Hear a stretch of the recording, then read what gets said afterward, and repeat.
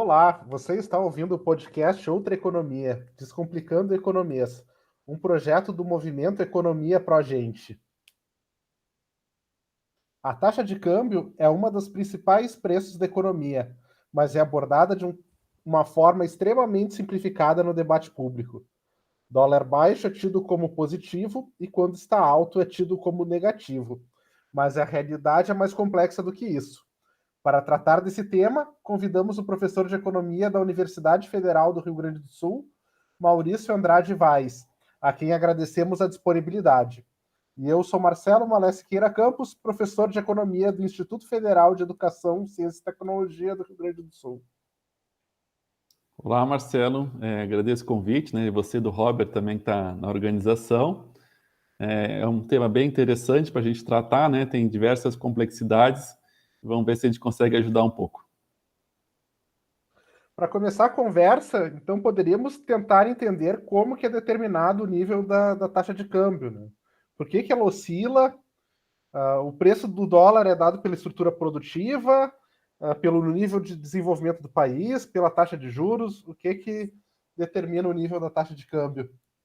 Bom, então, Marcelo, essa é uma questão assim que ela é talvez a parte mais da complexidade atualmente para se falar em termos de taxa de câmbio. Para isso, eu gostaria de voltar um pouco mais na história para entender assim como que atualmente ela é determinada, tá? Vamos falar sobre alguns aspectos mais gerais até chegar no Brasil.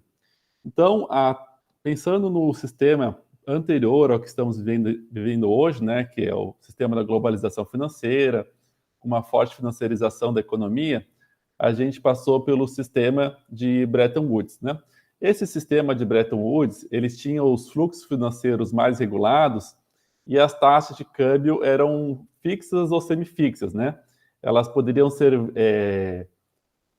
ter uma certa variação justificadas assim ao FMI decorrente de problemas estruturais na conta de transações correntes, né? Então, se o país estava muito deficitário em termos de transações correntes, seria justificada uma certa desvalorização da moeda, né? Bom, aí com a globalização financeira, o FMI não deixou em aberto, né, qual que seria a taxa de câmbio praticada por cada país. O que não pôde se fazer mais é ter uma taxa de câmbio múltiplas, que é o que se fazia muito no Brasil até a época do Juscelino Kubitschek, que permitia, por exemplo, você priorizar a taxa de câmbio, deixar uma taxa de câmbio mais desvalorizada para incentivar as exportações, para dificultar importações de produtos que seriam possibilitados ofertar no mercado doméstico, e ao mesmo tempo poderia ter uma taxa de câmbio com o real, desculpa, real não, a moeda em questão mais apreciada, para facilitar importações de produtos que seriam desejáveis para a economia brasileira. Aí pegar alguns medicamentos, insumos, que na época o petróleo a gente importava basicamente tudo, ou bens de capital, né? Atualmente a gente não pode ter esse câmbio múltiplo, temos basicamente a taxa de câmbio oficial, né, que é a taxa de câmbio comercial, que é aquela utilizada para todos os contratos comerciais. Tínhamos até os anos 90 também a taxa de câmbio paralela, que era negociada, né, no mercado diretamente nas casas de câmbio. E atualmente temos ainda também o dólar de câmbio turismo, né? O turismo é aqui também chamado de moeda, taxa de câmbio desculpa, moeda manual, que ela é utilizada, tem esse termo, né? Porque as pessoas, quando vão para o exterior, elas podem adquirir uma parte de taxa de câmbio do contrato do dólar, né? Para adquirir a moeda manual mesmo, né? Mas o que é mais utilizado em termos de volume é a taxa de câmbio comercial. Bom, então com a globalização financeira, o que passou a predominar, né, em termos de maior quantidade, são as taxas de câmbio flutuante, embora tenha alguns países que ainda mantenham taxas de câmbio fixas ou semifixas. Basicamente, temos dois modelos assim extremos, né, que seria a taxa de câmbio fixa, que o Banco Central ou a autoridade monetária em questão determina qual é essa taxa de câmbio e não importa o que aconteça com a entrada e saída de capitais, de dólares como um todo, a taxa de câmbio fica fixa. E tem aquela taxa de câmbio que é perfeitamente flutuante, em que a autoridade monetária não intervém em nada. Aí ela vai flutuar, mudar de acordo com as dinâmicas do mercado que a gente vai falar daqui a pouco, né? Bom, aí temos as taxas intermediárias, que aí tem vários níveis de intermediação. Você pode ter um regime de bandas cambiais que a taxa de câmbio flutua em um intervalo maior ou menor. Então, por exemplo, na época do Plano Real, iniciou com uma taxa de câmbio praticamente fixa e depois foi permitindo um regime de bandas, mas com a variação entre as bandas era bem pequena. Então, a gente podia chamar de quase uma taxa de câmbio semi-fixa. Você pode trabalhar também com bandas mais largas, né? Por exemplo, pensando no contexto atual, poderia ter uma taxa de câmbio cujo teto seria 6 e o piso seria 4, por exemplo. E entre 4 e 6 poderia flutuar livremente e o Banco Central passaria a intervir quando estivesse próximo desse teto ou desse piso.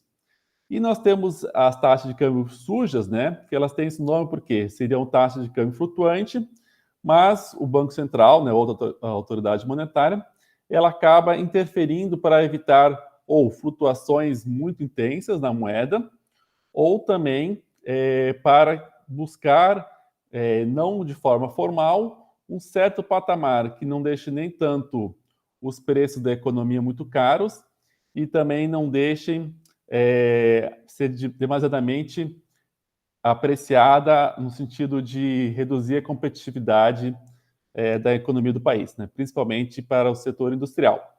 Então, atualmente, os regimes de câmbio, eles estão...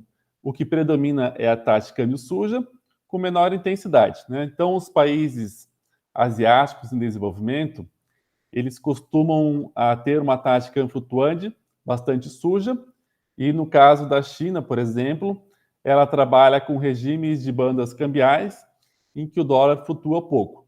Tem alguns casos de fixos ainda, e normalmente esses países que utilizam taxa de câmbio fixa, eles são países exportadores de petróleo. Então, eles têm bastante, decorrente da exportação do petróleo, bastante reservas, né? Aí fica mais facilmente feito a determinação da taxa de câmbio fixa, né? Já que tem muitas reservas.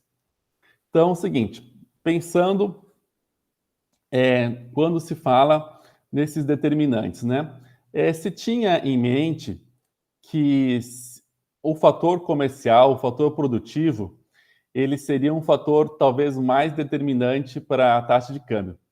Então, se você tinha um regime de câmbio fixo, tinha a seguinte interpretação: se eu estou tendo déficits recorrentes na conta de transações correntes, então, para quem não é tão familiarizado, né, na conta de transações correntes tem a balança comercial, né, que produz os bens, exportados os bens, importados os bens, e a balança comercial e serviços, que além dos bens, né, que são aqueles bens tangíveis, né, como computador, a cadeira, automóveis, etc., também são exportados serviços.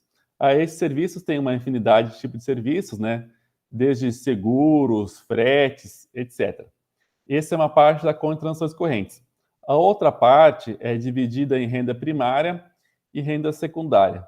A renda secundária é basicamente aquelas transferências unilaterais e pesa bastante dessas transferências a remessas que as famílias, por exemplo, dos imigrantes, acabam enviando para o seu país de origem. Para o Brasil não importa tanto, mas para alguns países, especialmente aqueles países que têm muito fluxo migratório, como alguns da América Central, aí conta bastante. Inclusive, essa subconta, às vezes, tem um valor superior até que a de transações correntes, né? Bom, aí tem essa renda primária, em que é contabilizada todas as transferências feitas para pagamento de juros e remessa de lucros. Tá? Isso é um volume bastante importante e, no caso do Brasil, ela é sempre deficitária. Então, antes se tinha muito foco para essa conta de transações correntes e ela seria, teoricamente, a principal responsável pela determinação da taxa de câmbio. Então, no taxa de câmbio fixa, ela teria o problema que um país poderia ser deficitário e a autoridade monetária estaria mantendo artificialmente, né? Não gosto muito desse termo artificial, né? Porque na economia é como se fosse algo natural e a gente, na verdade, sabe que não existe uma naturalidade nas relações econômicas, né? Tudo Bom, artificial, né? pode falar. Tudo é artificial, né, Maurício? Tudo Exatamente, tudo tem uma são certa construções, né? intervenção, né? Não existe a naturalidade das coisas, né? Bom, aí, retomando assim, né? Nós temos que o modelo de regime de câmbio flutuante, teoricamente, ele resolveria esses problemas, porque um país que estivesse deficitário em transações correntes, a moeda iria desvalorizar, fazendo com que as exportações passassem a ser mais competitivas e também a produção doméstica iria substituir a produção importada, fazendo com que houvesse uma melhora no saldo de transações correntes e atingiria um novo equilíbrio do balanço de pagamentos. Nós sabemos que, com a globalização financeira, os fluxos financeiros eles adquiriram um papel muito importante na dinâmica econômica dos ingressos de entrada e saída de recursos internacionais, no caso, principalmente a divisa na forma de dólar, né?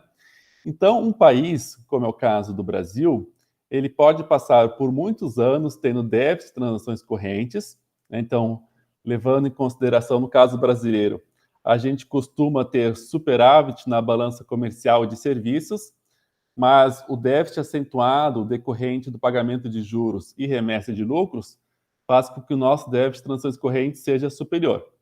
Mas, normalmente, com a entrada de capitais internacionais, seja na forma de investimento direto, seja na forma de investimento de portfólio ou outros investimentos que aqui principalmente conta os empréstimos que a gente faz do exterior, eles em tempos mais normais, né, na dinâmica econômica internacional, costuma entrar mais esses recursos, né? Então a entrada de dólares acaba sendo superior, fazendo com que a nossa moeda aprecie mesmo tendo déficit de transações correntes. Ou seja, a gente pode ter um problema estrutural em termos produtivos, né, que a gente tenha recorrentemente déficit de transações correntes, só que por decorrência dessa entrada de fluxos financeiros, a nossa moeda acaba se apreciando, né? Só que tudo isso, a gente está pensando numa dinâmica mais nos contratos cambiais, né? Que tudo é feito quando você faz uma exportação, né? Uma importação, você faz um contrato cambial. Quando você entra também e adquire um papel à vista, né? Seja um investimento num papel do governo ou do setor privado, na compra de uma ação, tudo você está fazendo um contrato cambial. E só isso já seria bem complexo, os determinantes, né? Porque, por exemplo, uma pergunta que você fez, né? Se a taxa de câmbio é determinada pelos juros, né? Então, os juros, de fato, é um componente importante para a determinação da taxa de câmbio, porque se você tem um juros mais alto, você acaba atraindo capital para adquirir títulos públicos, né? Que seria uma entrada importante. Então, se você tem a questão estrutura produtiva, que afeta de um lado, tem a taxa de juros que afeta de outro, né? Outra pergunta que você fez aqui é sobre o nível de desenvolvimento do país. Esse aspecto é importante no seguinte sentido: qual a forma de desenvolvimento da economia? Se o país ele possui muitas multinacionais que baseiam a estrutura produtiva, essas multinacionais elas vão adquirir, né, vão ter lucro ao longo dos anos, e uma parcela importante desse lucro é remetida para a filial, né? E essa remessa de lucros é uma pressão constante de saída de dólares do país. Tá? Então, nesse sentido também, o nível de desenvolvimento em termos de padrão, também é um reflexo importante, né? Tanto em termos do que se importa e exporta de bens e serviços, né? Que é um componente importante das ações correntes, mas mesmo que você tenha muita produção industrial, por exemplo, que já foi mais o nosso caso, né? A gente pode falar isso mais para frente, a gente tem perdido em termos de competitividade industrial, mas se essa competitividade industrial ela for baseada em empresas multinacionais, a gente tem esse problema, né? Então, por exemplo, com uma coisa problemática acontecendo no Brasil, na época do posterior, né, logo posterior ao Plano Real, uma forma de manter a nossa moeda apreciada, né, o real valorizado, além da taxa de juros bem elevadas, né, para atrair esse capital para adquirir papéis do Tesouro Nacional, também se incentivou as privatizações, né? E essas privatizações, na época, de fato, elas trouxeram bastante dólares, porém, essas empresas que vieram no Brasil, elas não foram, por exemplo, empresas que iriam mudar a estrutura produtiva do país, a gente deixar de importar certos produtos, passar a exportar outros, não. Basicamente, elas adquiriram estatais, né, que prestavam serviços. Então, essas multinacionais são prestadoras, basicamente, de serviços, né, na parte de energia elétrica, telefônica, etc.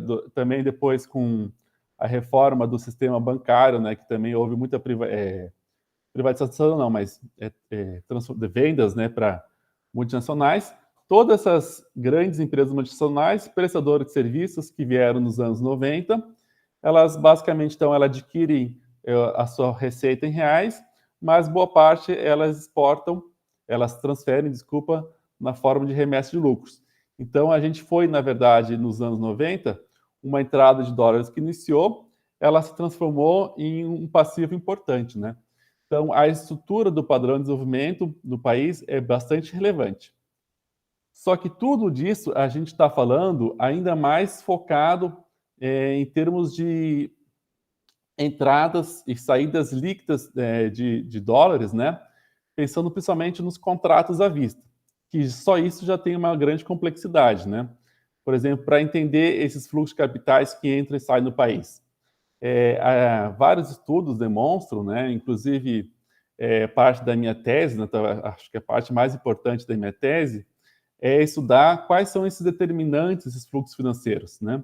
Então, embora a taxa de juros doméstico, a estrutura produtiva doméstica seja importante, o que os estudos empíricos, né, e também teóricos, né, tanto meu quanto de outros autores, né, eles vão no seguinte sentido, que os principais fatores de determinação dos fluxos financeiros, aqui especialmente para os países emergentes, eles são determinados por fatores externos ao país, o que a gente chama de fatores exógenos, ou no termo em inglês que muito se utiliza, são os push factors, né? Os fatores que empurram os fluxos capitais. Aí nós temos os fatores internos, né? Os pull factors, que eles seriam menos importantes para os países emergentes ou em desenvolvimento. Então, muito do movimento de entrada e saída de capitais, o país acaba tendo pouco controle. Então, o que é basicamente que se observa de determinação?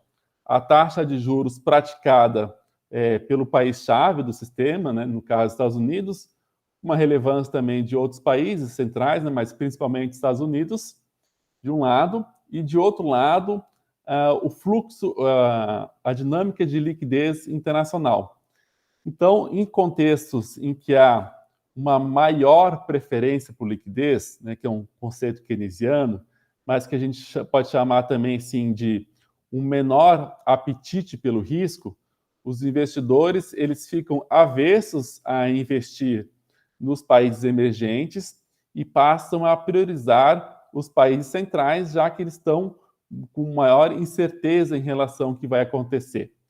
Já em momentos contrários, em que há uma maior apetite pelo risco, né, a questão da rentabilidade, ela passa a superar o receio, né, então a preferência por liquidez está em um patamar menor relativamente a outros momentos, né? Então, momentos de maior liquidez na economia internacional, há uma tendência, então, de priorizar o investimento nos países emergentes, porque eles costumam ter maior retorno, né, com taxas de juros mais altas. Então, compensa o risco. Isso gera, então, um contexto de bastante instabilidade, porque essas diferenças de preferência por liquidez, elas não dependem apenas da realidade da economia doméstica dos países, como também por aspectos relativos ao contexto dos próprios países centrais. Então, por exemplo, na crise financeira global de 2008, se vou pegar os principais indicadores de todos os grandes países emergentes, houve uma melhora nesses indicadores, né? No caso do Brasil, a gente reduziu a nossa dívida externa, né?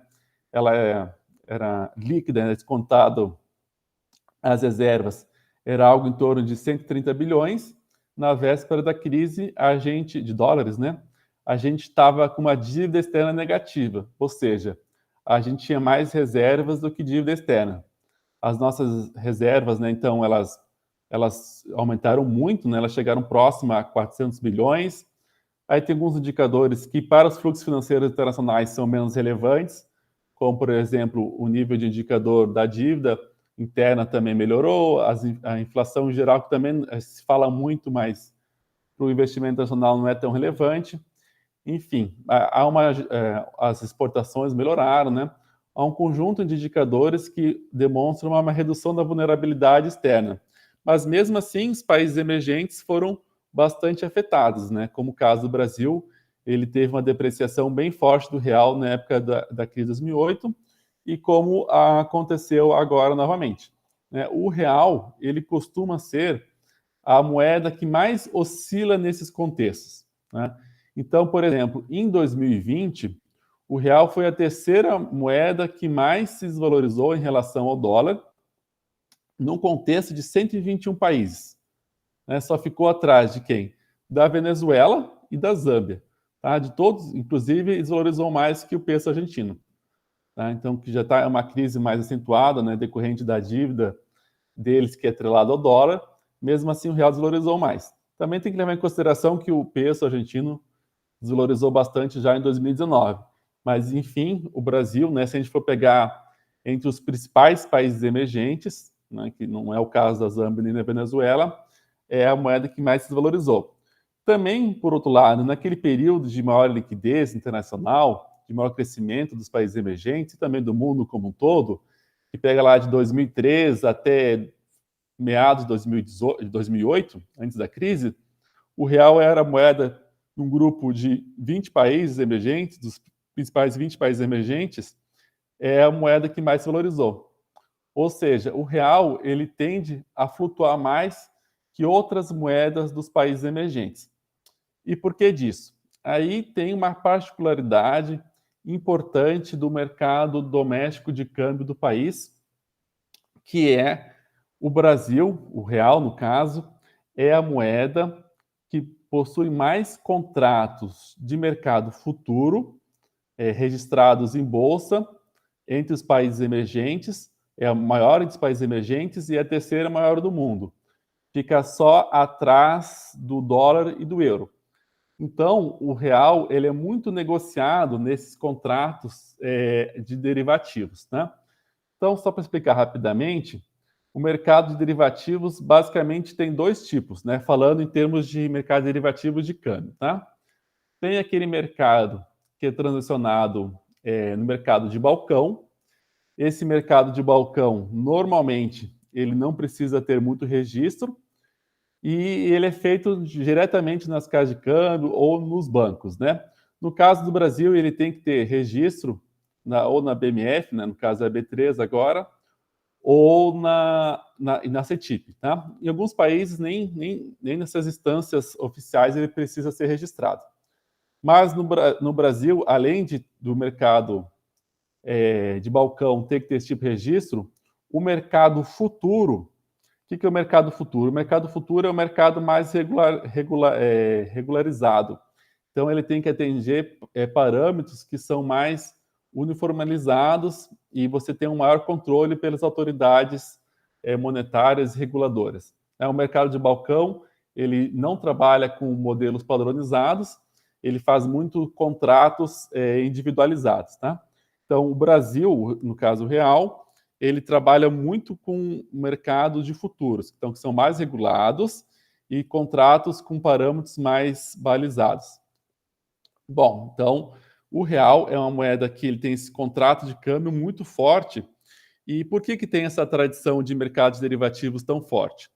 Primeiro que a gente teve que aprender, né, a conviver na época da hiperinflação com contratos que ficavam variando a todo momento decorrente da alta inflação. Então, o sistema financeiro criou mecanismos para proporcionar um hedge para a inflação de quem operasse no mercado financeiro do país. E essa expertise de realizar contratos foi levada também para os contratos no mercado de câmbio. E atualmente, então, o real, como já vinha com essa expertise, né, a gente tem um sistema financeiro relativamente sofisticado, né? Especialmente, então, se for comparar com outros países emergentes, a gente tem o principal mercado de contrato de derivativos entre os países emergentes. Então, em períodos em que há, como eu comentei anteriormente, né, uma maior preferência por liquidez, os investidores externos, eles costumam utilizar muito o mercado de derivativos do real mais do que outras moedas de países emergentes, já que a gente oferece um mercado de maior profundidade, com mais opções de atuação, com mais contratos, mais fundos de investimento, e possui maior liquidez.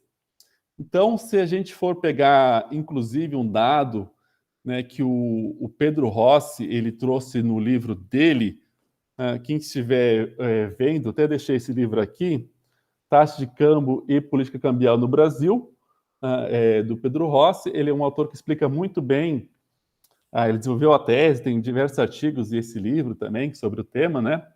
Que até recomendo quem tiver interesse em aprofundar mais. Ele explica bem, traz alguns dados bem relevantes, em que mostra que, na verdade, o número de operações em termos cambiais no Brasil, real-dólar, ele é basicamente determinado pelo mercado offshore. Então, o que seria esse mercado offshore? É o mercado de contratos cambiais realizados fora do ambiente doméstico. Então, ele fica para fora do Brasil, né? Então, normalmente, o mercado offshore de moedas dos países emergentes, ele se concentra na Inglaterra. No caso do real, ele é mais até nos Estados Unidos. Em segundo lugar fica a Inglaterra, em terceiro lugar fica Luxemburgo. Tá? Então, só que é o seguinte, a gente tem, por exemplo, né, o dólar, o mercado de dólar no Brasil seria o mercado de offshore deles, né? Na perspectiva do dólar dos Estados Unidos, né, que no nosso caso é o mercado onshore de dólares. Bom, o nosso mercado offshore de reais, diferentemente do mercado de dólares e de outros países, de outras moedas centrais, no mercado offshore, ele não é utilizado para contratos em que você vai fazer uma liquidação em reais, né? Porque o real, externamente, ele não é utilizado para contratos em reais, né? Então, ou seja, ele não é utilizado como unidade de conta e também ele não é utilizado como meio de pagamento. Então, o mercado offshore de reais, ele é basicamente utilizado no sentido de especulação, né? Pode ser em termos hedge, né? Só que não faz tanto sentido alguém fazer hedge em reais, porque você não vai utilizar esse real para uma contratação futura, né? Então, basicamente, esse mercado de offshore de reais, ele é utilizado para especulação. Então, como que se faz essa especulação?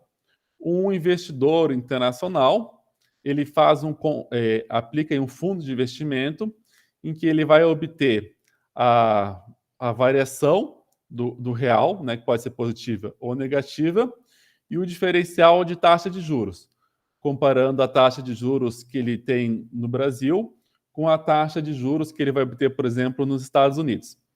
E o banco, né, o banco doméstico que faz essa operação, ele vai ter como contraparte o retorno da apreciação do real, né, e o diferencial de juros. Então é o seguinte, tradicionalmente, o diferencial de juros do Brasil é maior, né? E aí vai se especular qual que vai ser o movimento da taxa de câmbio. Acontece o seguinte, digamos que nessa dinâmica total entre a diferença entre apreciação ou depreciação do real e da variação na taxa diferencial de juros, o banco doméstico ele acaba perdendo, por exemplo. Ele aposta que o real vai se valorizar, mas na verdade se desvaloriza. O banco doméstico que está fazendo essa operação do real nesse mercado offshore, que é de contrato futuro, né, mercado de derivativos, porque você não tem a entrega da moeda manual. Talvez que é um pouco mais complexo que eu estou falando, mas tentar fazer vocês entenderem, porque é importante para entender essa dinâmica da determinação da taxa de câmbio. Então, são feitos esses contratos, tá? Que não há uma entrega de dólar, é só contratos financeiros, ok? Só que o banco, que ele está com uma posição lá nesse mercado de derivativos, ele faz uma posição contrária no mercado à vista de câmbio internamente, no mercado onshore. Então, o que ele faz? Se ele está apostando, né, numa posição de desvalorização do dólar ou numa valorização do real, ele vem e adquire dólares no mercado à vista. Né? Ou se a posição ele acha que o real vai se apreciar, ele se desfaz de dólares no mercado à vista. Ou seja, ele faz um movimento contrário das posições que ele toma internacionalmente.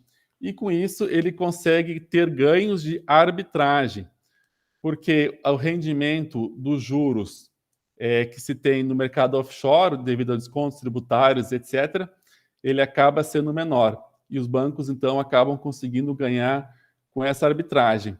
Então, qual que é o problema disso?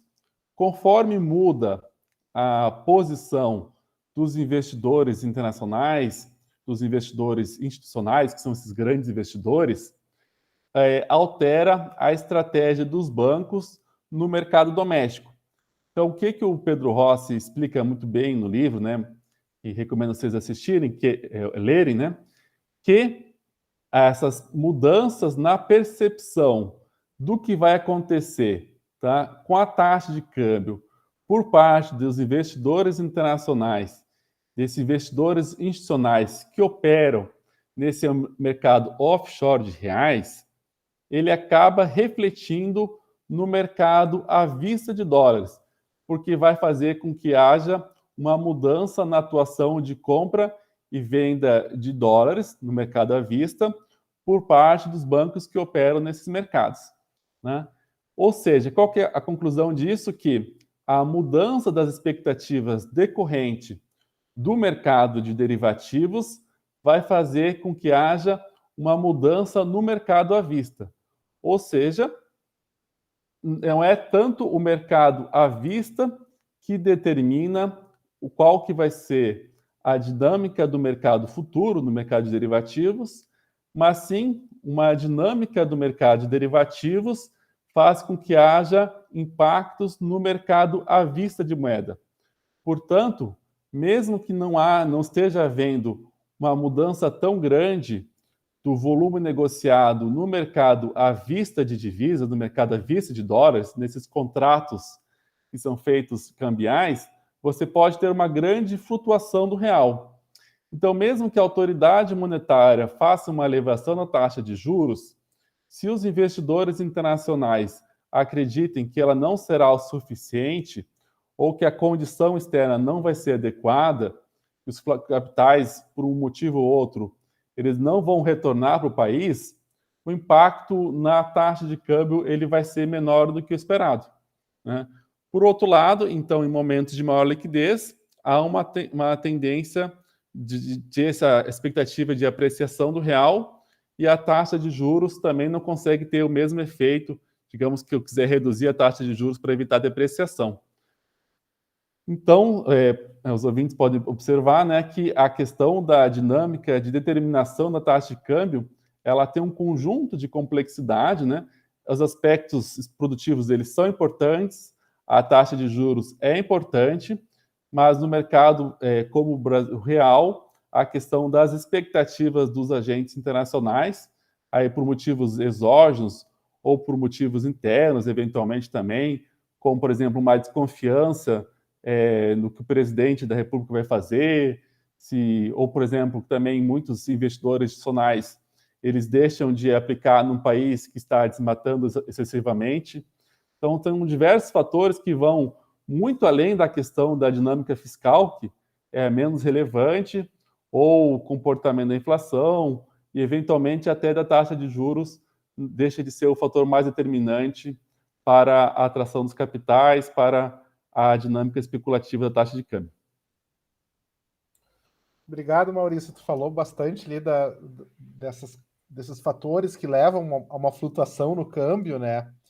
E aí a gente tem, por exemplo, que o dólar, quando o dólar estiver baixo, ele vai deixar a cotação para uma viagem para Disney mais barata, né? Por outro lado, um dólar alto vai encarecer o pãozinho, né? Então a gente costuma ver, principalmente na mídia, né, como um bom sinal, um preço barato do dólar, né? Eu queria te perguntar como é que isso vai afetar a produção interna, a competitividade industrial, o nível dos preços internos, dos salários, do poder de compras, das reservas, né? E se a taxa de câmbio mais desvalorizada, ela é suficiente aí para gerar inovação tecnológica de maneira automática, ou também se ela pode se refletir apenas em inflação, né?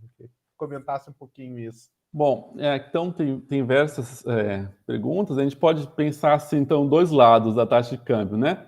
De um lado, ela afeta os preços, e de outro lado, ela pode ou não, né, afetar a questão produtiva, né, que seria essa a última pergunta, né? Bom, eu vou começar então pela questão dos preços.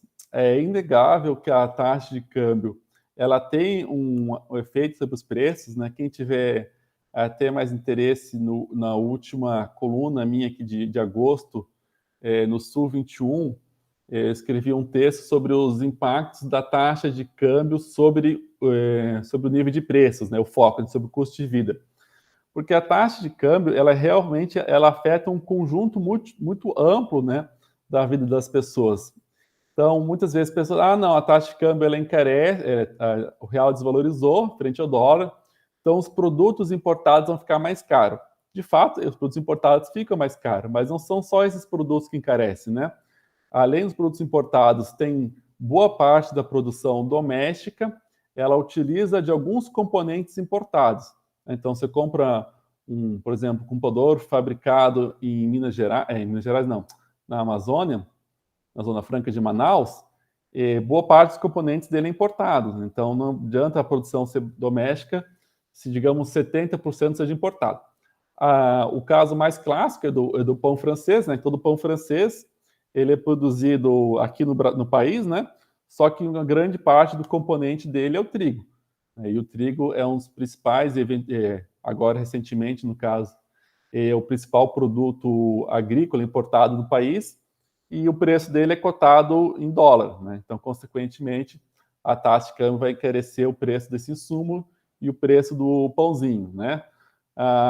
Então, além disso, então, que são essas questões mais diretas que se pensa em termos de taxa de câmbio afetar o nível de preços, ele também afeta de forma importantes contratos que são atrelados à taxa de câmbio direta ou indiretamente.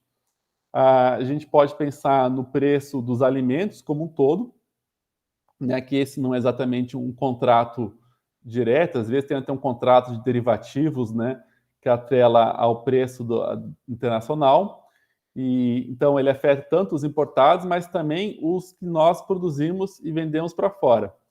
Então, se o produtor, digamos, de soja, né, ele pode vender no mercado doméstico ou pode exportar. Se o preço em dólar está mais alto no mercado internacional, ele vai cobrar também um preço em reais mais elevado para, já que ele tem uma oportunidade de vender para o resto do mundo. Ou seja, ele tem oportunidade de ganho também fora do país, né? Então, ele vai repassar esse aumento dos preços cotados em dólar para o mercado doméstico, mesmo que não tenha necessariamente um custo elevado, né? Normalmente até vai ter um custo mais nessa parte de fertilizantes, né, que muitas vezes é importado, mas boa parte do aumento desses preços de produtos primários decorre do aumento dos preços internacionais, né? Seja decorrente de contratos derivativos ou simplesmente que tem oportunidade de vender mais caro. Aí também tem diversos contratos, propriamente dito, e reajustes, né? Por exemplo, iniciando pela questão dos combustíveis. Teve a regra alterada, né, dos combustíveis da Petrobras, que antes a gente tinha, os combustíveis eram mudados da Petrobras decorrente de custos operacionais, mais do que exatamente da regra atual, que ela leva em consideração o preço do petróleo em dólar. Então, mesmo que haja, digamos, uma redução do preço do petróleo em dólar, né, digamos 10%, mas se houve uma depreciação do real de 50%, em reais, o preço do petróleo vai ser mais caro. E a Petrobras, ela acaba repassando para as revendedoras, né, o preço mais alto dos combustíveis. Então, boa parte do preço dos combustíveis, principalmente no início desse ano, ele decorreu da depreciação do real frente ao dólar, mais do que o aumento dos combustíveis. Depois, no segundo trimestre desse ano, houve também um aumento dos combustíveis, mas de início o que mais preponderou era o efeito da taxa de câmbio. A gente também tem um efeito taxa de câmbio nos contratos de serviços de energia elétrica. Era um ajuste antes quase automático em relação ao IGPM. O IGPM é o Índice Geral de Preço do Mercado, em que 60% dele ele está atrelado aos custos de produção industrial, e esses custos de produção industrial eles são fortemente atrelados à taxa de câmbio. Então, embora hoje não tenha aqueles ajustes automáticos do IGPM igual no começo das privatizações, ainda tem uma parcela do preço da energia elétrica que ela está atrelada ao IGPM, e o IGPM, por sua vez, então tem uma forte influência da desvalorização do dólar, né? Então, a gente vê assim que a taxa de câmbio ela acaba afetando os preços, né? Então, tanto de forma direta importados, pelos componentes, pelas opções de exportar para fora do país e por um conjunto de contratos que eles têm de forma direta ou indireta uma relação com a taxa de câmbio, né? Então, de fato, tem esse problema de a taxa de câmbio afetar o nível de preços, né? Então, não é à toa que se a gente for pegar aqui alguns indicadores, né?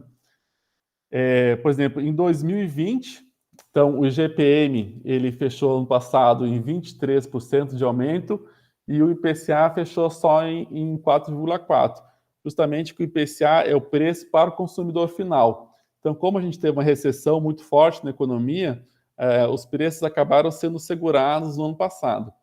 Já nesse ano, o IPCA está com uma certa recuperação de atividade, ele acaba repassando mais para os consumidores, e há esses ajustes, tanto da energia elétrica também, em parte decorrente da seca, né? Mas a gente tem uma falta de investimento de energia elétrica desde 2015, né? E acentuada nos anos recentes, que se deixou basicamente de investir em energia eólica, né?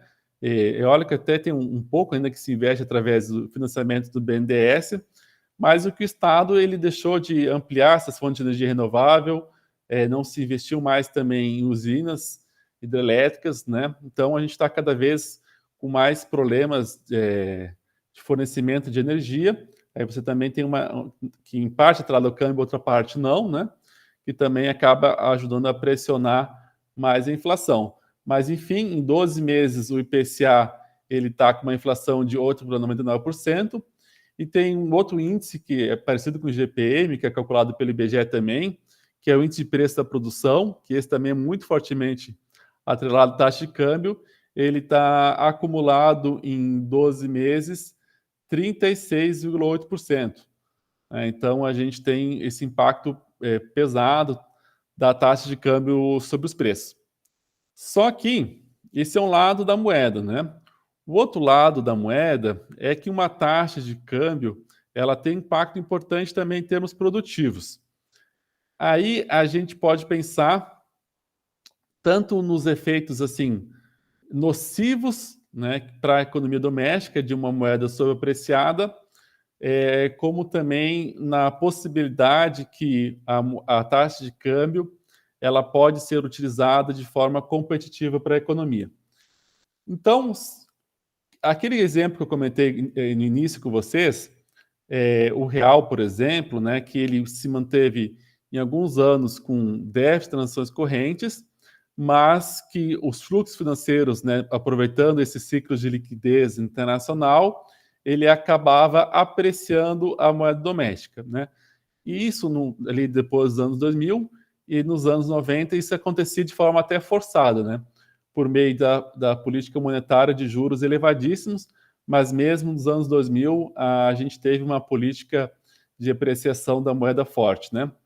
Então, uma moeda sobreapreciada, pensando numa perspectiva de longo prazo, ela tem como provocar um elevado nível de déficit em transações correntes, o que faz com que você tenha cada vez mais uma necessidade de financiar esse déficit através dos fluxos financeiros, né? E como eu comentei anteriormente, esses fluxos financeiros eles estão atrelados à dinâmica internacional e uma vez que ele é rompido, você pode sair de uma situação de moeda sobreapreciada por uma desvalorização, uma depreciação abrupta e pode provocar um desajuste no mercado de inflação, no mercado de preços, como está acontecendo agora, né? Outro problema é que com a moeda sobreapreciada, você tende a reduzir a competitividade dos teus produtos, né? Especialmente da indústria, e a indústria é o setor que tem maior produtividade da economia. Aí a sua produção acaba se concentrando em bens e serviços, né? Em geral, os bens e serviços que são mais intensos tecnológicos, eles são aqueles serviços prestados à indústria, então você fica muito concentrado em serviços que não são de alta intensidade tecnológica e são de baixa produtividade. O Paulo Gala costuma muito falar do corte de cabelo, mas a gente pensa também aqui na economia da uberização, né? Então são setores que até empregam, mas empregam com mais baixa qualidade e com menor remuneração, né? Então, e a indústria ela vai sofrendo com essa concorrência internacional e ela vai cada vez mais perdendo a sua participação no PIB e tendo essa ponte importante de dinamizar a economia, né? E o problema também é que boa parte desses fluxos internacionais, quando entram no país, se eles fossem aproveitados esse momento de apreciação da moeda, aí que você pode importar bem de capital e aproveitar, então, para aumentar a competitividade, o que a gente observa no Brasil, que nesses momentos de maior liquidez internacional, o dólar que entra, ele vai para a especulação, seja para adquirir papéis de títulos públicos privados, seja para aquisição de imóveis, enfim, a gente não aproveitou, né, e normalmente assim, é assim que vai acontecer mesmo, né, já que por que o empresário ele vai aproveitar esse aumento da moeda sobreapreciada para investir lá no futuro? Ele não vai pegar esse dinheiro e vai aproveitar para fazer uma especulação, né? E então, isso que a gente observou é diferente, por exemplo, na época do segundo PND, que a gente teve esse aumento de endividamento externo, né?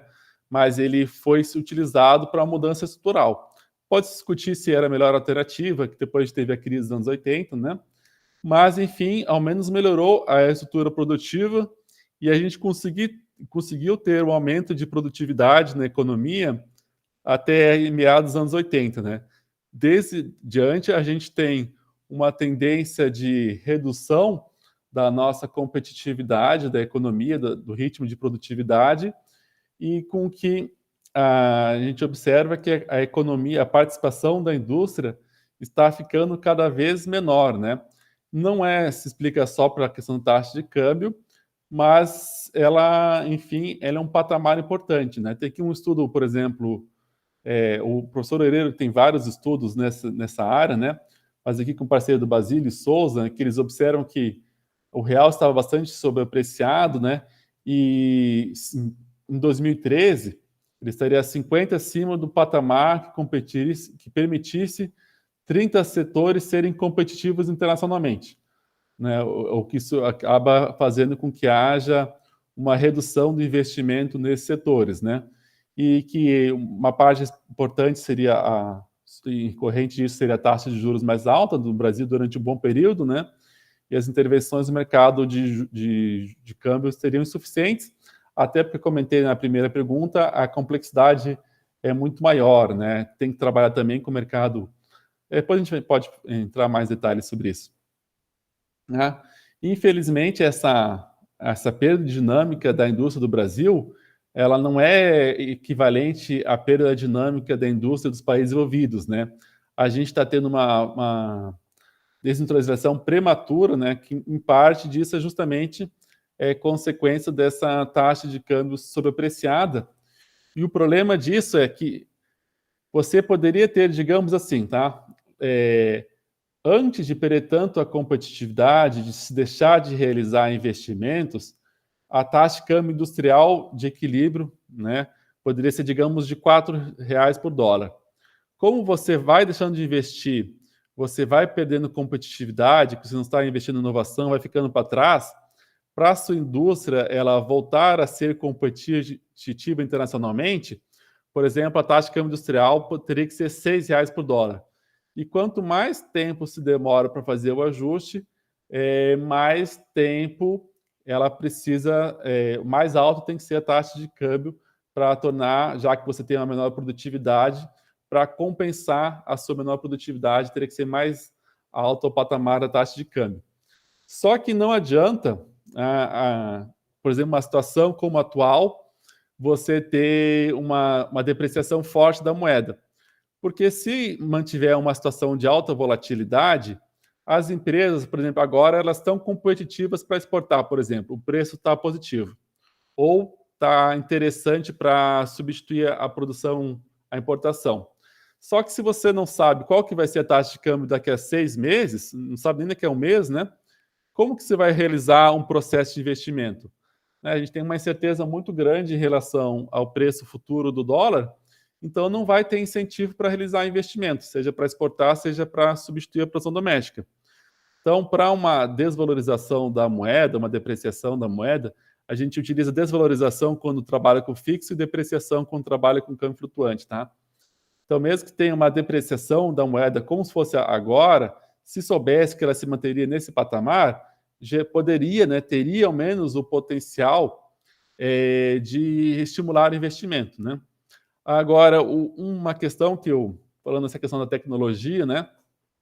Eu acho a taxa de câmbio, meu entendimento, é que a taxa de câmbio ela tem sim esse papel importante para estimular o investimento, para você ter uma economia competitiva, e esses setores eles são fundamentais para aumentar a produtividade da economia como um todo, porque os setores industriais eles são capazes de repassar a produtividade para os demais setores da economia, como, por exemplo, os serviços que estão atrelados à indústria, né?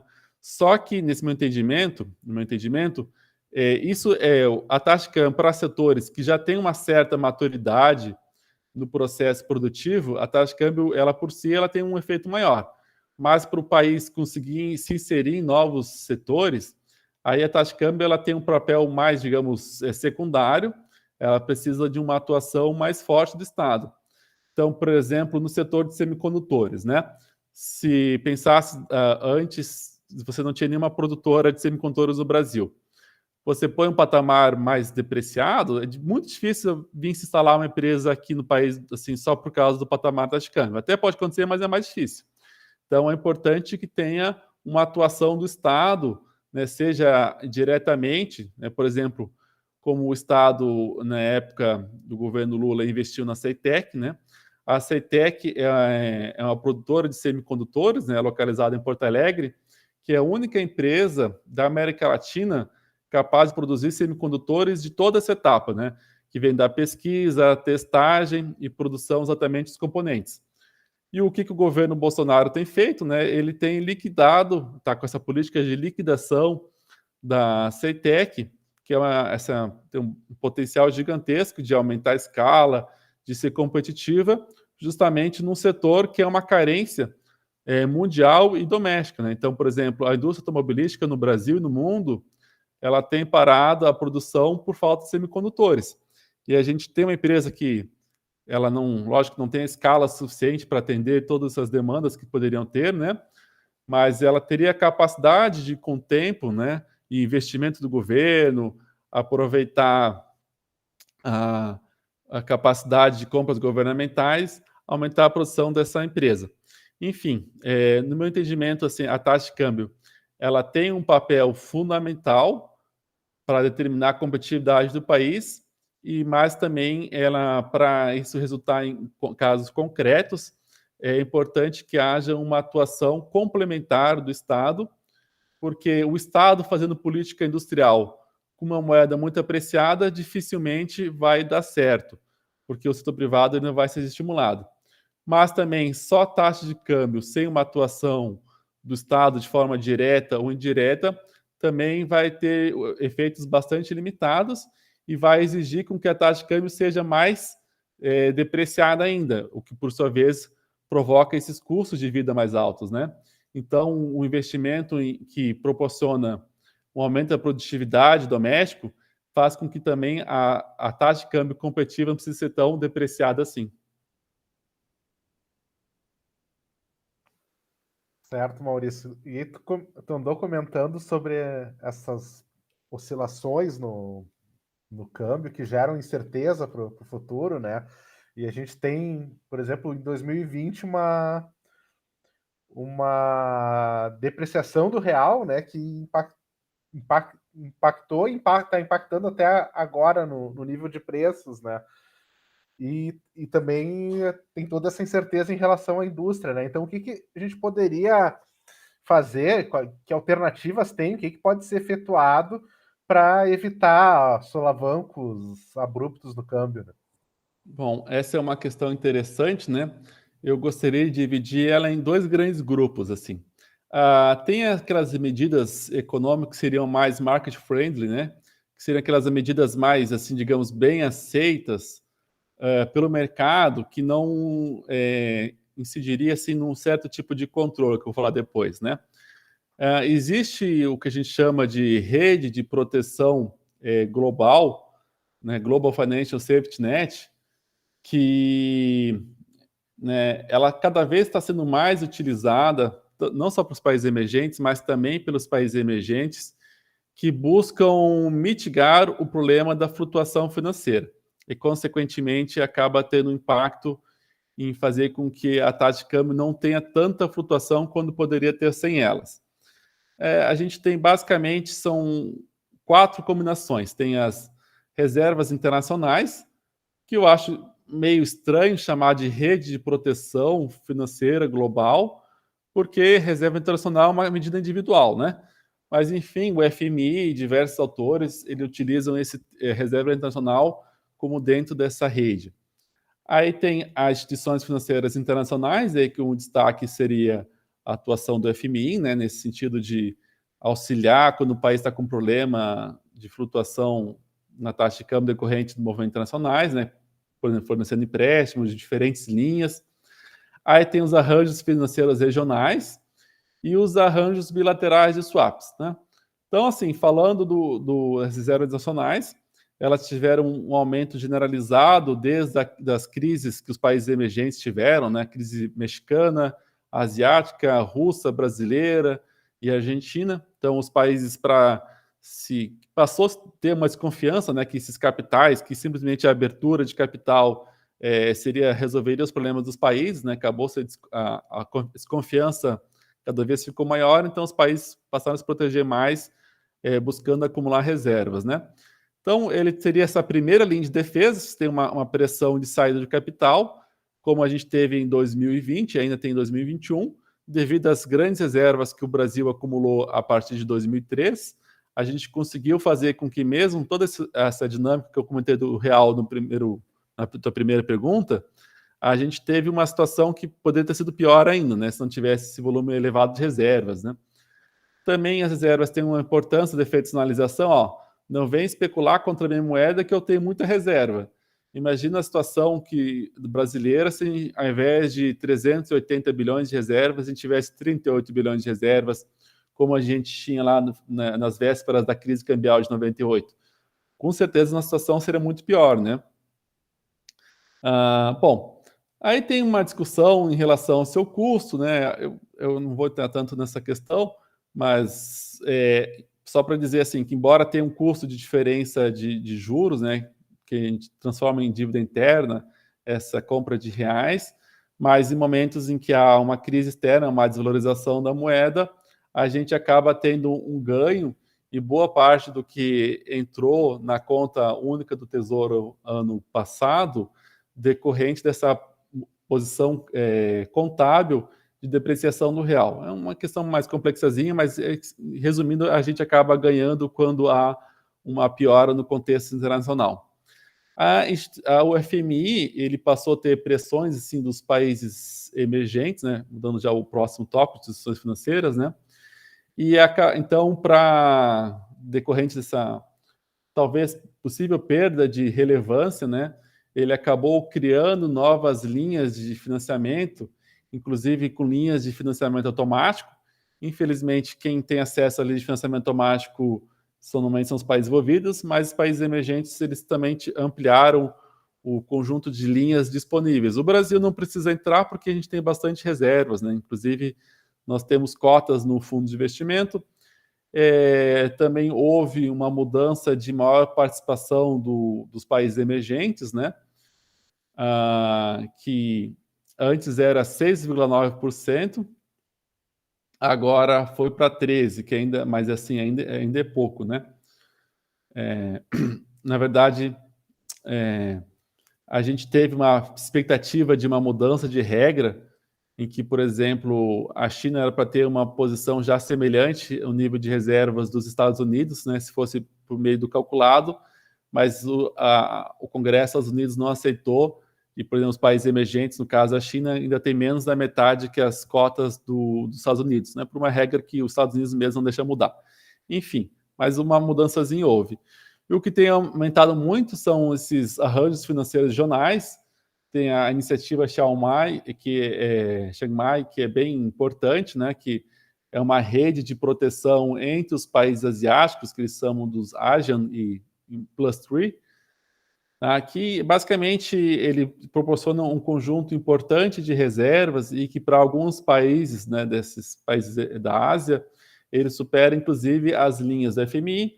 Aí a gente tem o arranjo contingente de reservas do BRICS, né, que além do banco dos BRICS tem esse arranjo de contingente de reservas, que em 2014 foi fundado com 100 bilhões, então tinha uma questão importante.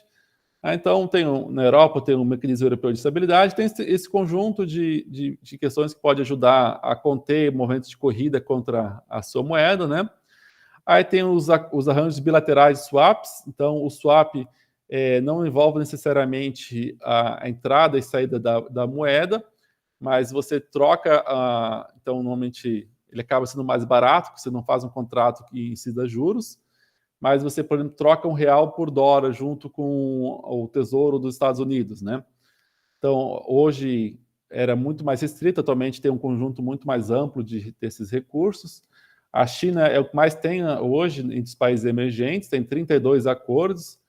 Os Estados Unidos tem um número muito amplo, o Brasil tem só com os Estados Unidos, né? E essa quantidade de volumes atualmente é quase assim, ele é muito grande, quase não tem limites, assim. Então, o Brasil acabou não utilizando justamente que a gente tinha bastante reservas, né? Bom, esse é o conjunto de medidas market friendly, tá? Aí também tem que, no meu entendimento, elas são mais paliativas, elas não conseguem contornar o problema concretamente. Eu acho que seria mais interessante medidas como no sentido de gestão sobre os fluxos de capitais, né? Então, a gente tem dois grandes grupos de medidas, né? Tem aquelas medidas, né, já pegando a perspectiva da explicação do FMI, que eu acho uma explicação interessante, que a gente tem duas divisões, que são as medidas que fazem distinção, diferenciação entre as transações em moeda doméstica e aquelas que são emitidas em outros países. Então, você poderia implementar um conjunto de restrições para entrada e saída de capitais. Aí esse conjunto de restrições pode ser tanto no sentido quantitativo, que seriam aquelas mais rígidas, né, que seriam mais de enfrentamento do mercado, né, que o mercado costuma não gostar mais. Por exemplo, você limita a quantidade, né, que pode entrar e sair no teu país. Normalmente, você, quando está uma situação de muito problemática, você coloca restrições de volume total que pode ser transacionado. Você pode também trabalhar com termos de prazo. Se o capital entra no país, ele só pode sair, por exemplo, daqui a 1 ano, então você gera uma maior estabilidade. E tem aquelas medidas que também são de controles de entrada e saída de capitais, de moeda doméstica para uma moeda não doméstica, né? Aí você pode fazer em termos de preços, que foi muito utilizado, por exemplo, no Brasil em 2011, que tinha aquela corrida de apreciação no real. Você pode colocar IOFs diferenciados de acordo com o prazo. Então, por exemplo, o fluxo de capital que entra no teu país vai ficar só o mês, até o mês, você coloca um IOF de 6%. Se aquele que fica mais de 360, mais de 720 meses, aí você pode colocar um F de 1%. Enfim, tem um conjunto de medidas em relação à entrada, controle de entrada e saída, que pode ser, diminua um pouco essa flutuação. E também tem outras medidas que são em relação ao mercado de regulação, o mercado financeiro doméstico. Então, você pode, por exemplo, uma questão que seria bastante importante, você poderia reduzir o acesso de não residentes em aplicar em fundos de investimento no país ligados ao câmbio. Isso seria uma medida, né, que poderia ter um efeito maior. Você poderia ter, por exemplo, mais regulação do mercado offshore, né, que é aquela que eu comentei na primeira questão, em que, por exemplo, você pode fazer uma operação, mas você teria que ser uma operação mais no sentido de hedge. Então, assim, tem um conjunto amplo de medidas que poderiam e deveriam ser feitas para evitar que a moeda seja utilizada como uma fonte de especulação. Tá? Então, não querendo, né, entender que o mercado de derivativos como um todo é só ruim. O mercado de derivativos ele pode ser uma questão importante para o importador, né? Então ele vai adquirir contratos ao longo de 1 ano, 2 anos. Então ele não sabe quanto que vai ser o dólar daqui a 2 anos. Ele faz um contrato de derivativo cambial que ele acaba se protegendo, ou mesmo para o exportador. Então, deveriam ter alguns tipos de controle no sentido de priorizar esses contratos de derivativo no sentido de hedge, no sentido de proteção, mas mitigar a possibilidade de usar esses mercados derivativos como a forma utilizada atualmente, nesse sentido altamente especulativo. Então, esse conjunto de medidas, as primeiras lá são importantes, mas, do meu entendimento, medidas de controle de capital, tanto na questão de entrada e saída, especialmente através de diferenciais de IOF, algo nesse sentido, né? Mais no sentido de preços do que de quantidade, e mudanças no mercado de contratos futuros, de derivativos, no mercado offshore de reais, que reduzisse a dinâmica especulativa sobre o real.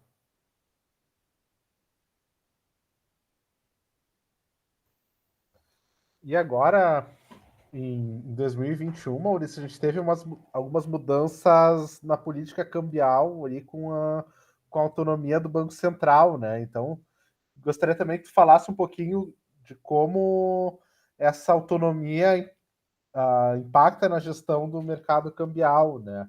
E outra coisa que tem se discutido também é a possibilidade de depósitos em moeda estrangeira, né? Que impactos isso pode trazer para a confiança na moeda nacional, né? E trazer também aí que tá o Guedes volta e meia agora fala em criar uma moeda nova, assim, que impacto isso pode trazer, então, essas mudanças recentes aí. E essas Bom, mudanças que estão em discussão também, né? então, essa questão do Banco Central, né? Até a gente teve um podcast, né? Que a gente falou sobre isso, né? Então, assim, basicamente, a autonomia do Banco Central o que foi já aprovado, né, completamente, né, até parece que o STF já vai validar também, não vai ter problema, então ela vai se confirmar, né? Então, só para fazer algumas diferenciações para o ouvinte, né, o Banco Central, que seria um Banco Central totalmente independente, é aquele que pode ele registrar quais metas que ele vai perseguir e ter autonomia para as ferramentas de atingir essas metas. O Banco Central autônomo, ele não tem independência para formular quais são as metas, né? Essas metas elas continuam sendo determinadas pelo Conselho Monetário Nacional, né? O presidente do Banco Central é uma das 3 pessoas que determinam, né? Tem agora, no caso atual do Brasil, antes era o ministro da Fazenda e o ministro do Planejamento, agora é o ministro da Economia mais o secretário. Basicamente, o ministro da Economia vale por 2, então, nesse caso, né?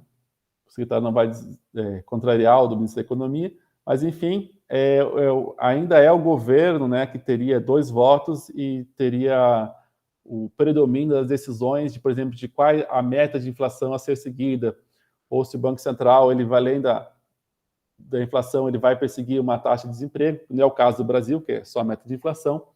Enfim, o Banco Central ele tem uma meta e ele vai ter as ferramentas de autonomia, né? Ele já tinha essa autonomia prática antes, só que agora, além da autonomia prática, tem essa autonomia formal. O que mudou, além mais dessa questão de formalizar o que já acontecia na prática, né? Os mandatos agora eles são fixos de 4 anos, não só para o presidente, mas também de toda a diretoria principal, né? Para justificar uma demissão tem que ter uma coisa muito explícita, ou uma má conduta, ou, por exemplo, não atingir a meta estabelecida pelo Conselho Monetário Nacional, caso não tenha uma boa justificativa, né? E uma questão também que o presidente do Banco Central ele vai tomar posse no 3º ano do governo. Então, assim, é um pouco estranho, né? Porque metade do mandato de presidente, a autoridade monetária vai ser outra. Então, pode gerar... E o maior problema da autonomia do Banco Central do Brasil, no caso, a gente tem muito aquele problema da porta giratória, né? Boa parte da diretoria e do presidente são trazidas pessoas do mercado financeiro. Aí, depois que elas saem do Banco Central, elas voltam a trabalhar no mercado financeiro em um prazo muito curto de tempo. Então, isso é uma coisa que tinha que ser repensada junto com a autonomia. Recentemente, a gente eu só me lembro de um que não veio do mercado e veio do quadro interno do Banco Central, né? Só o Tombini, né? Isso aí é um problema bastante sério, não só no Brasil, em outros países também, né? E alguns países também, esse tempo de carência, né, é um pouco maior. No Brasil é muito curto, se não me engano, são 3 meses só.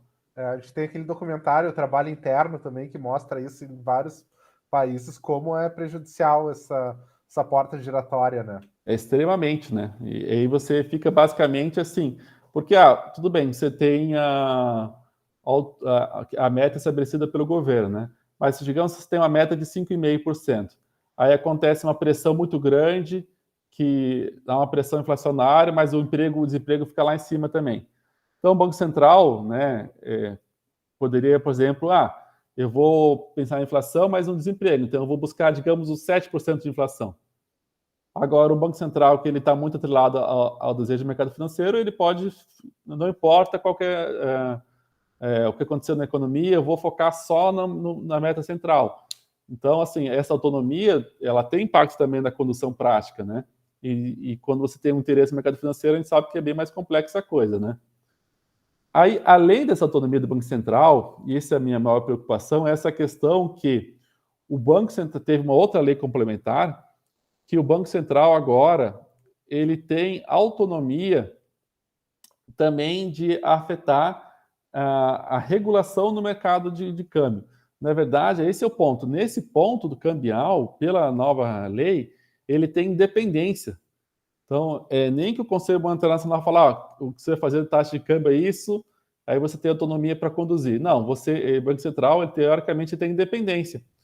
Então, assim, atualmente, um estrangeiro, ele não pode, o real brasileiro não pode aplicar em dólares no país, né?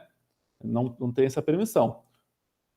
Eu espero que o Banco Central, ele não faça essa alteração não permita isso, né? Porque se permitir, mas ele não tem nada que impeça de fazer isso. A gente tem que contar com a boa vontade de quem vai estar no Banco Central no futuro, né? Então, eu vejo uma coisa super complicada.